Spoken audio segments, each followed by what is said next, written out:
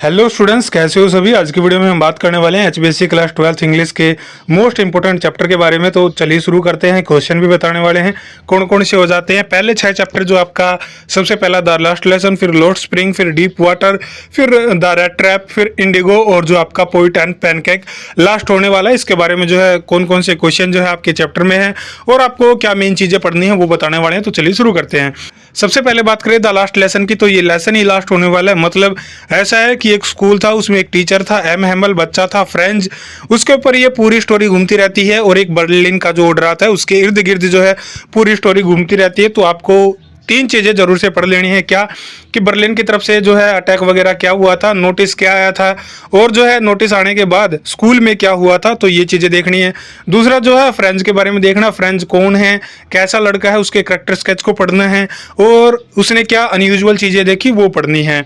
उसके बाद तीसरे की बात करें तो एम हैमल के बारे में पढ़ना है। एम हैमल कैसा था और उस दिन जो है उसने कैसे कपड़े पहने हुए थे उसके बारे में पता करना। और जो लास्ट लेसन था उसकी जो स्पीच थी, उसने क्या स्पीच दी थी वो जो है आपको जरूर से पढ़ लेनी है। तो मेन चीजें क्या है वो बता दी है। उसके बाद जो है क्वेश्चन देख लेना। क्वेश्चन भी बिल्कुल इजी है, एक बार देखोगे तो आपको समझ में आ जाएंगे। बस मेन यही रहने वाला है, फ्रेंच के बारे में, बर्लिन के ऑर्डर के बारे में और एम हैमल के बारे में जरूर से पढ़ के जाना। ऐसी कोई कमी मत छोड़ना कि अगर इनसे कोई क्वेश्चन आए तो आपका एक भी नंबर कटे। बिल्कुल इजी चैप्टर रहने वाला है और इंग्लिश तो ऐसी लैंग्वेज है जिसमें आपको ज़्यादा कुछ लिखना भी नहीं पड़ता। बस ग्रामर के मिस्टेक अगर आपकी नहीं होती है तो आपके जो है 100/100 तो नहीं आ सकते, 80/80 आ सकते हैं, क्योंकि 20 नंबर टीचर के ऊपर डिपेंड होते हैं। अगली बात करते हैं आपका दूसरा चैप्टर करते हैं लोड स्प्रिंग के बारे में। लोड स्प्रिंग में क्या हो जाता है, लोड स्प्रिंग में यही होता है। मुकेश के बारे में पढ़ लेना। मुकेश है मेन कैरेक्टर, साहिब है और उसके बाद जो है आपका क्या है फिरोजाबाद सिटी। तो इसमें भी ये 3 चीजें पूछेगा। फिरोजाबाद सिटी क्यों फेमस थी, क्या इंडस्ट्री थी और सीमापुरी। सीमापुरी भी जरूर से पढ़ लेना क्योंकि सीमापुरी के बारे में भी जो है पूछा जाएगा कि सीमापुरी के लोगों का रहन सहन क्या था, सीमापुरी के लोग सीमापुरी में क्यों आए थे, कहाँ से आए थे, वो भी जो है आपको देख लेना। और जो बांग्लादेश के लोग थे उनके बारे में पढ़ लेना। तो इसमें जो है 5 चीज़ें कॉमन हो जाती है आपकी, इनके बारे में जरूर से पढ़ लेना। सबसे ज़्यादा जो आपके पास मुकेश, फिरोजाबाद और साहिब से ही पूछेगा, इसके अलावा जो है कुछ नहीं पूछेगा। उस साहिब में भी क्या पूछेगा, गोल्ड कॉइन के बारे में पूछ सकता है कि गोल्ड कॉइन क्या था, गोल्ड रेफर क्या कर रहा है, उस चीज़ को जो है आपको बतानी है। तो इसमें ये चीज़ें देख लेना, आपको जो है कोई भी दिक्कत नहीं आएगी। करेक्टर स्केच के बीच में डिफरेंस आपका मुकेश और साहिब का जरूर से देखने को मिल सकता है। चैप्टर हो जाता है डीप वाटर। डीप वाटर में क्या है, विलियम और डगलस के बारे में है जिसके ऊपर पूरी कहानी है। कहानी क्या है इसमें, यही है कि एक विलियम और डगलस नाम का बंदा रहता है, वो एक दिन पुल में जाता है, उसका किसी कोई दोस्त होता है, वो जो है धक्का दे देता है, वो पानी में डूब जाता है और उसका जो बचपन का फियर था वो जो है उसका पीछा नहीं छोड़ता। वो बड़ा हो जाता है लेकिन फिर भी जो उसका डर उसके साथ रहता है, तो वो अपने डर को कैसे कम करता है, ये YMCA पुल का क्या रोल था, याकिमा क्या थी, उसके बारे में जो है जरूर से आपसे पूछ सकता है।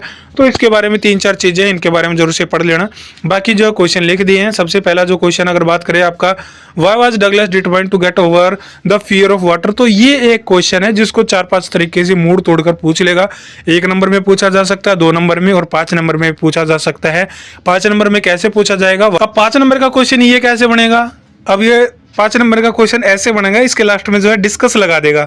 डिस्कस लगाते ही ये जो है 5 नंबर का क्वेश्चन हो जाएगा।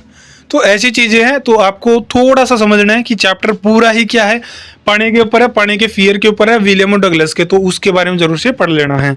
आराम से एक बार स्टोरी पढ़ोगे और फिर ये क्वेश्चन देख लोगे तो डेफिनेटली कहते हैं आपका जो है एक भी नंबर नहीं कटने वाला। द रेड ट्रैप में क्या है, रेड ट्रैप में पैडलर के बारे में है।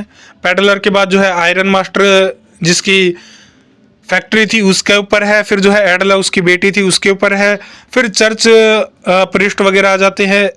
1-2 करेक्टर और है लेकिन मेन करेक्टर कौन है, पैडलर हो जाता है, एडला हो जाती है और आयरन मास्टर हो जाता है। तो इनके ऊपर जो आपको क्वेश्चन आयरन मास्टर के ऊपर, एडला के ऊपर और पैडलर के बारे में जो है जरूर से देखने को मिल सकता है। करेक्टर स्केच एडला, पैडलर और जो कैप्टन का नाम आता है उसके बारे में जरूर से देख लेना, उसके बारे में जो आपसे पूछा जा सकता है। रेड ट्रैप से मतलब क्या है, क्या उदाहरण देता है, तो एक चूहेदानी बेचने वाला होता है सेलर, वो देखता अपने पिंजरे को देखता देखता वो ख्वाबों में चला जाता और सोचता है कि जैसे चूहों को पकड़ने के लिए पिंजरा होता है वैसे ही इंसानों को पकड़ने के लिए दुनिया में जो चीज़ें हैं, जैसे घर हो गया, खाना हो गया, पानी हो गया, पहनने की चीज़ हो गई, आने जाने की गाड़ी वगैरह हो गई, तो ये सारी चीज़ें भी जो है एक रेट ट्रैप की तरह काम करती है एक मनुष्य के लिए। वो जो है उसको अपनी जाल में घेर लेता है। तो ऐसा जो है अज्यूम करता है, उसके बाद जो होता है वो आपको पता ही है। और ये 30 क्रोनर के बारे में जरूर से पढ़ के जाना। एक स्टैंजा देकर पूछ लेगा कितने क्रोनर उसके पास थे या कितने जो है क्रॉफ्टर से उसने स्टोल किए थे, तो वो चीज़ें जरूर से पढ़ लेना। उसके बाद बात करते हैं इंडिगो के बारे में। इंडिगो आपकी नील की खेती के ऊपर रहने वाला है। इसमें जो है मेन कैरेक्टर आपका कौन हो जाता है?